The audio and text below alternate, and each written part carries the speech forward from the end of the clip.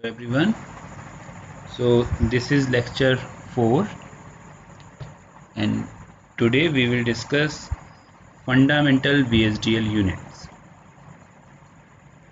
So last lectures में हमने VHDL design flow, basic translation of a VHDL code into a circuit के बारे में पढ़ा और ये समझने की कोशिश करी कि कैसे Xilinx में या किसी दूसरे सॉफ्टवेयर में हम कोड को लिखते हैं, उसे सिमुलेट करते हैं,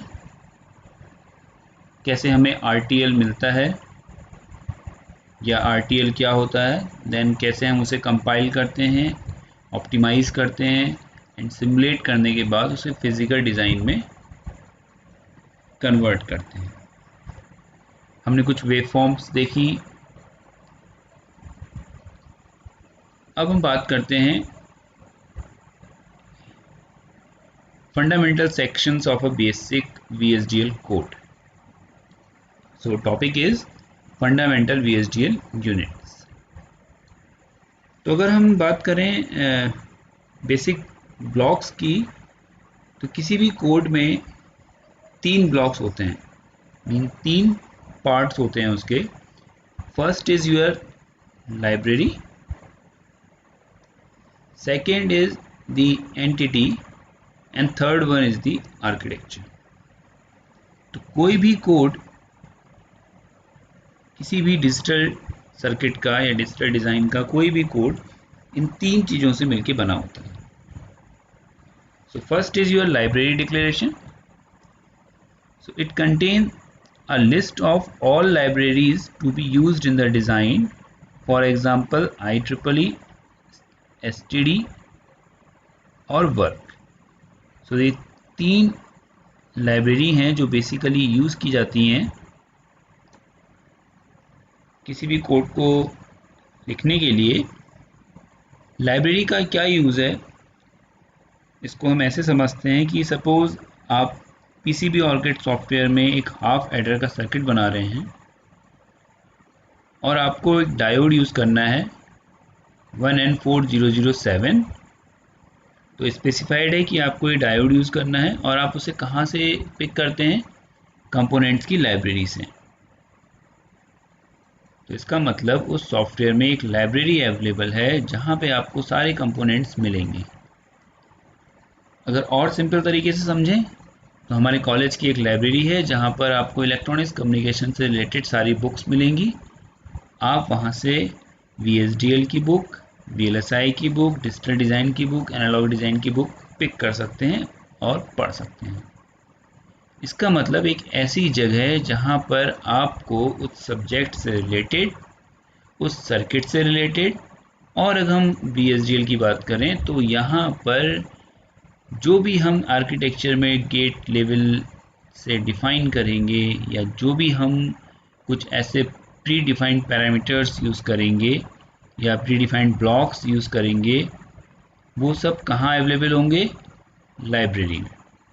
एक सिंपल सा एग्जांपल मैं आपको समझाता हूँ। सपोज़ अगर मैंने हाफ एडर के लिए कहा कि sum is less than equal to A XOR B,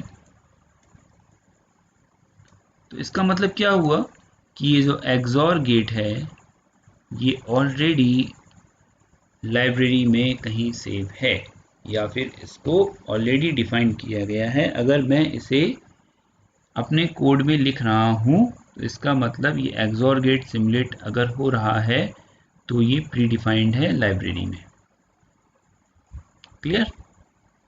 तो हम डिफरेंट टाइप के IEEE स्टैंडर्ड्स पढ़ेंगे, मींस IEEE के डिफरेंट पार्ट्स हैं। आगे भी हम जब लाइब्रेरी को एलैबोरेट फॉर्म में डिस्कस करेंगे तो हम वहाँ देखेंगे कि कौन कौन सी लाइब्रेरी हम यूज़ कर रहे हैं, IEEE के कौन कौन से डिफरेंट फॉर्म्स हम यूज़ कर रहे हैं फॉर लाइब्रेरी डिक्लेरेशन।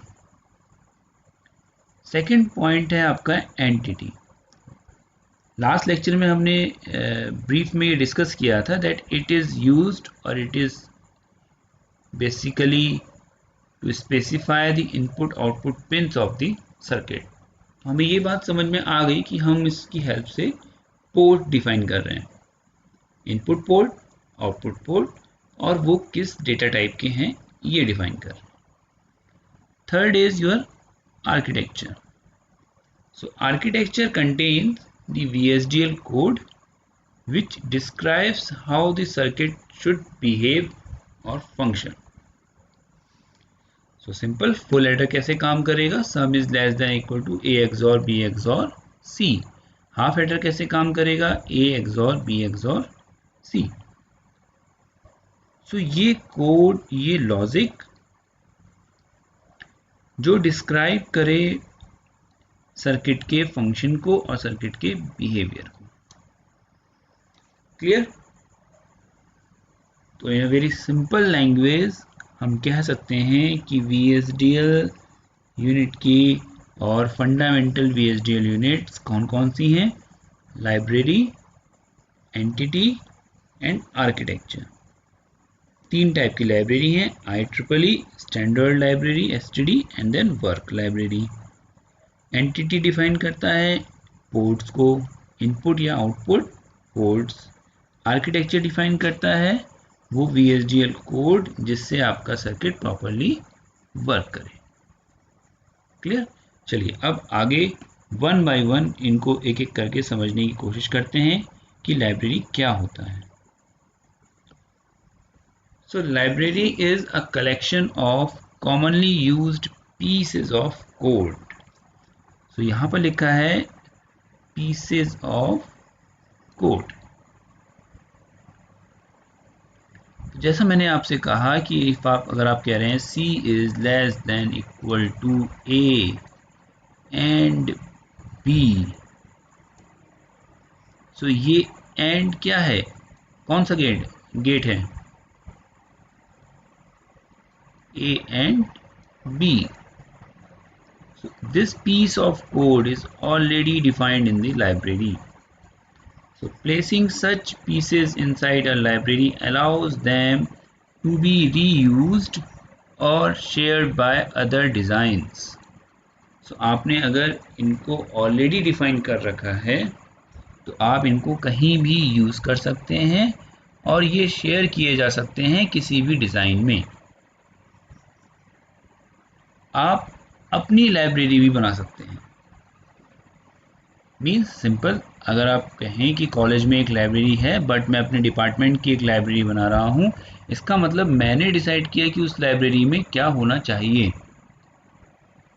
तो इन सेम वे अगर आप चाह रहे हैं कि आपने कोई एक कोड लिखा और आप इसको बार बार यूज़ करेंगे अपने डिज़ाइन में, तो आपने उस कोड को अपनी वर्क लाइब्रेरी में स्टोर कर लिया. आगे हम कई एग्जांपल्स ऐसे देखेंगे जहां पर हम खुद के कोड को अपनी एक लाइब्रेरी में सेव करेंगे और देन हम उसे यूज करेंगे. अब ये कोड लिखे कैसे जाते हैं, सो आपको ये डायग्राम दिख रहा है. अब बहुत इजी तरीके से आप इस डायग्राम को समझ सकते हैं कि लाइब्रेरी के अंदर पैकेज है और पैकेज के अंदर function, procedure, components, constant and types हैं. So the code is usually written in the form of functions, procedure and or components which are placed inside package and then compiled into the destination library. So आगे पूरा एक chapter है function, procedure, इन सब चीज़ों के ऊपर. तो वहाँ हम देखेंगे कि कैसे हम खुद के पैकेज डिफाइन करते हैं और देन हम उनको लाइब्रेरी में यूज़ करते हैं. तो अगर आपसे कोई कहता है कि फंडामेंटल पार्ट्स ऑफ लाइब्रेरी क्या हैं, so basically fundamental of parts library हैं. लाइब्रेरी के अंदर पैकेज, देन पैकेज के अंदर procedure, components, function, constant and types. Clear? चलिए आगे देखते हैं. अब हम लाइब्रेरी को डिक्लेयर करेंगे. जैसा मैंने आपसे कहा था कि एंटिटी, आर्किटेक्चर, इन सब के सिंटैक्स होते हैं. तो जो हमने लास्ट लेक्चर में फुल एडर का कोड कंसिडर किया था या देखा था, उसमें लाइब्रेरी डिफाइंड नहीं थी, तो हम सबसे पहले लाइब्रेरी डिक्लेरेशन देखेंगे, देन हम एंटिटी डिक्लेरेशन और देन आर्किटेक्चर डिक्लेरेशन देखेंगे। सो ऊपर 2 पॉइंट लिखे हैं, इनको याद रखिएगा, मैं आपको डिस्कस भी कर चुका हूँ पहला वाला। सो फर्स्ट पॉइंट है अ semicolon indicates the end of a statement और डिक्लेरेशन। तो कहीं भी अगर आपको ये सेमीकोलन दिख रहा है, इसका मतलब वहाँ पर वो स्टेटमेंट का एंड है। सो अगर हम एग्जांपल देखें, सो यहाँ पर सेमीकोलन लिखा है, it means library name semicolon. इसका मतलब ये स्टेटमेंट यहीं पर ख़त्म हो गया, ये स्टेटमेंट यहीं तक एग्जीक्यूट होगा, उसके बाद जो भी एग्जीक्यूट हो रहा होगा वो नेक्स्ट स्टेटमेंट का पार्ट होगा। सेकेंड थिंग, अगर आप कहीं पे कुछ कमेंट लिखना चाहते हैं, सपोज आपने लिखा C gets the value of A and B semicolon double dash C is carry. So it means double dash indicates a comment. So यहाँ पे कमेंट क्या है कि C जो है वो कैरी है and this portion is not the part of your code. Clear? तो इसका मतलब सिर्फ कमेंट रिप्रेजेंट करने के लिए, अपने कोड को सिंप्लीफाई करने के लिए या और अच्छी तरीके से समझने के लिए आप हर एक लाइन के हर स्टेटमेंट के आगे उसका एक्सप्लेनेशन लिख सकते हैं with the help of double dash. Now अब देखते हैं लाइब्रेरी डिक्लेरेशन क्या होता है। सो डेफिनेटली किसी भी चीज़ को डिफाइन करने के लिए एक प्रोसेस होगी या एक प्रॉपर प्रोसीजर होगा। तो डेफिनेटली यहाँ भी एंटिटी, लाइब्रेरी, आर्किटेक्चर को डिफाइन करने के लिए प्रॉपर सिंटैक्स यूज़ किया जाता है। तो सपोज अगर हमें लाइब्रेरी डिक्लेयर करनी है, so to declare a library 2 lines of code are needed. The first containing the name of the library and the other uses a clause. So इस point को याद रखिएगा कि एक 2 लाइन का स्टेटमेंट हमें लिखना होता है। अगर हम डिफाइन कर रहे हैं तो पहला क्या है, first is the name of the library and second is the clause. Clear? तो देखिए क्या मतलब है इसका, देखते हैं, समझने की कोशिश करते हैं कि ये क्या कहना चाह रहा है। ये बिल्कुल बेसिक है और अगर हमें ये चीज़ समझ में आ गई तो डेफिनेटली आगे हम आराम से चीज़ों को समझ पाएंगे, कोड लिख पाएंगे। तो सपोज मुझे अगर एक लाइब्रेरी डिक्लेयर करनी है तो वो लाइब्रेरी कैसे डिक्लेयर होगी, सिंटैक्स है, ध्यान से देखिएगा, सिंटैक्स है लाइब्रेरी लिखेंगे आप, then library name. Clear? Use library name dot package name dot package parts. तो अगर हम इस फिगर में जाएं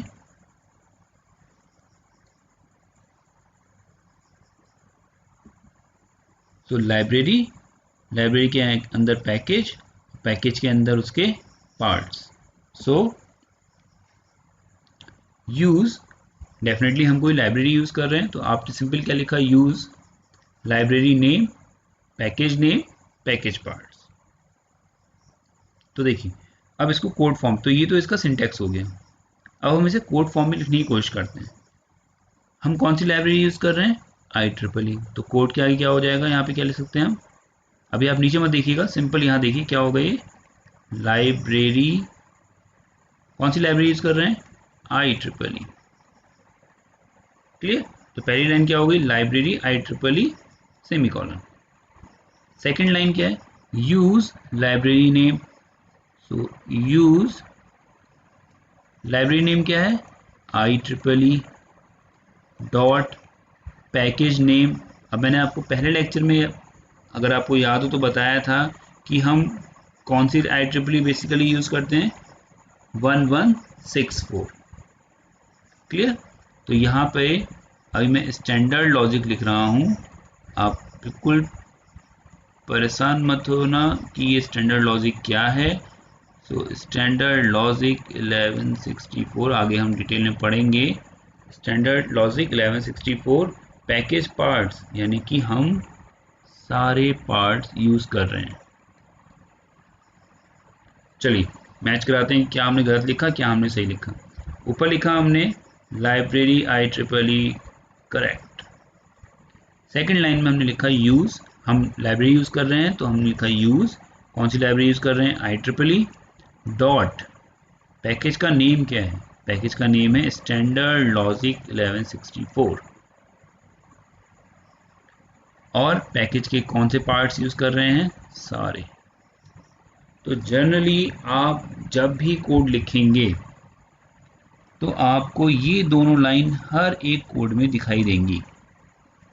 तो इसका सिंपल सेंस ये है कि हम IEEE लाइब्रेरी यूज कर रहे हैं, उसका 1164 स्टैंडर्ड लॉजिक यूज कर रहे हैं और पैकेज के सारे पार्ट्स को यूज कर रहे हैं। So it describes the definition of logic values to be used in electronic design automation for hardware descriptive language. So अभी फिलहाल के लिए आप इतना ही समझिए। जब हम डेटा टाइप्स में जाएंगे या आगे की चीज़ पढ़ेंगे तो वहाँ हम और क्लियर तरीके से समझेंगे, अच्छी तरीके से समझेंगे कि इसका क्या मतलब है।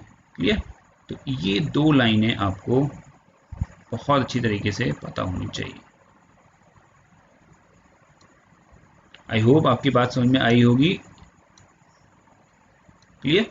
आप इसको एक बार और अच्छी तरीके से समझिएगा जब आप इस वीडियो को देख रहे होंगे।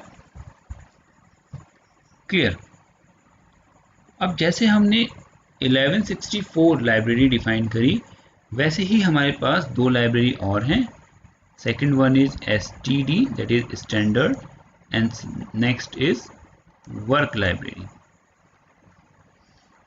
So at least 3 packages from 3 different libraries are usually needed in a design. तो किसी भी डिज़ाइन में 3 पैकेज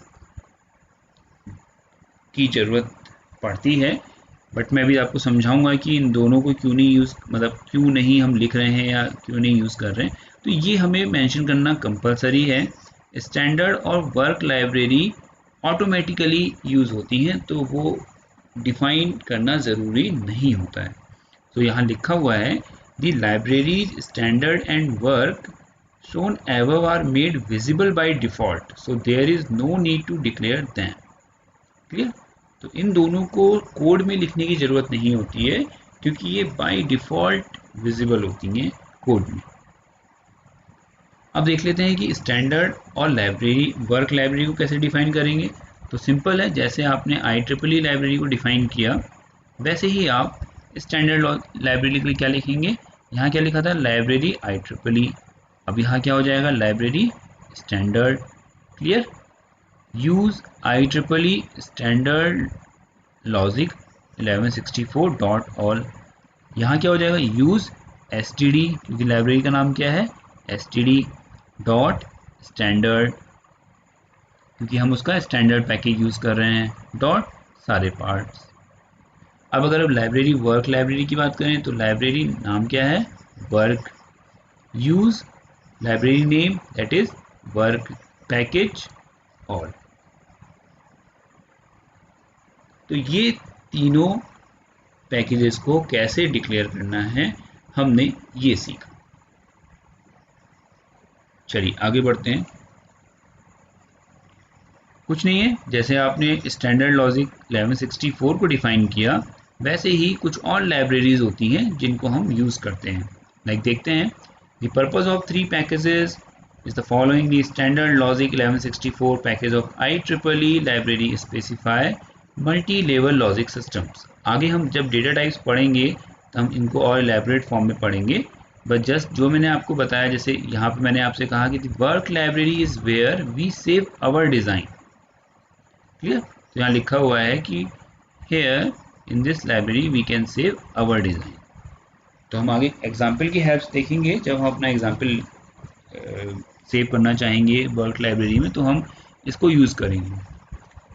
तो अब जैसे मैंने आपसे कहा कि जब हम डेटा टाइप्स पढ़ेंगे तो हमें चीज़ें ज़्यादा अच्छी तरह समझ में आएंगी। बस अब आप इस टाइम पे ये देख लीजिए कि जैसे सपोज आपने स्टैंडर्ड लॉजिक 1164 यूज़ किया, इस तरीके से आप स्टैंडर्ड, लॉजिक, अर्थमेटिक, साइंड और अनसाइंड। क्लियर? तो अर्थमेटिक का मतलब definitely it is related to arithmetic and comparison operations. Clear है? बिल्कुल हम आगे की क्लासेस में इसको समझेंगे तो हमें अच्छी तरीके से समझ में आ जाएगा। बस अभी हमें सिर्फ इतना याद रखना है कि ये लाइब्रेरीज हैं जिनको हम कॉल करेंगे। क्लियर? ऐसे ही हम जैसे use IEEE.std logic signed for standard logic vector data to be performed as is the data word of type signed. तो यहाँ पे सिंपल साइंड और अनसाइंड से मतलब ये है कि आपके साइंड नंबर जो आपके पॉजिटिव नेगेटिव दोनों को रिप्रेजेंट करें और अनसाइंड नंबर जो सिंपल आपके एक मैग्नीट्यूड को रिप्रेजेंट करते हैं। सो इस लेक्चर में हमने कोशिश करी VHDL के fundamental units, library, entity, architecture को समझने की, और हमने डिटेल में स्टडी किया कि हम लाइब्रेरी को कैसे डिफाइन करते हैं। There are 3 types of library, IEEE, work and standard. उनके सिंटैक्स पढ़े हमने। Use IEEE means library, library name, then use dot library name dot package, then package name. तो आपको ये जरूर याद होना चाहिए, use library name dot package name package parts. फिर हमने देखा कि इन तीनों के लिए हम इनको कैसे डिफाइन कर सकते हैं, तो वो हमने यहाँ पर डिफाइन किया है इनको। और मैंने आपको बताया कि स्टैंडर्ड वर्क बाय डिफ़ॉल्ट होते हैं तो इनको डिफाइन करने की ज़रूरत नहीं होती है। क्लियर? बाद में हमने कुछ टाइप की और IEEE लाइब्रेरीज पढ़ी। अब नेक्स्ट लेक्चर में हम बात करेंगे एंटिटी डिक्लेरेशन की एंड आर्किटेक्चर डिक्लेरेशन। तो इस लेक्चर के लिए इतना ही। नेक्स्ट लेक्चर में हम आर्किटेक्चर और एंटिटी को डिफाइन करेंगे, या कैसे हम उसको यूज़ करते हैं, और हम आगे की स्टोरी देखेंगे। ठीक है? तो इस लेक्चर के लिए इतना ही। Thank you.